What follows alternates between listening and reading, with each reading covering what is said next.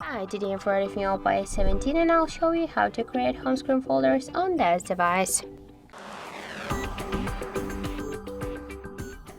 So first, just hold for a while the application and drag this up to another one. And now we can see here the new created home screen folder. By the same way, just you can add here more and more applications. If you want to rename the folder, just click here once on the name and enter the new one. For example, the apps.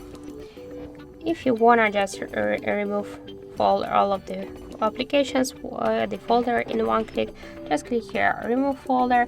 Or if you want to remove one from the applications from here, just to the home screen, hold it and drag it to the home screen. But if you want to remove the application from the folder and from the home screen, just hold the app and tap to remove. But don't worry, you'll stay with this application here in the apps menu.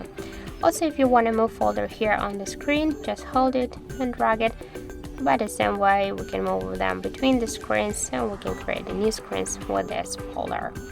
So that's it. Thank you for watching, and if you find this video helpful, don't forget to leave a like, comment and to subscribe our channel.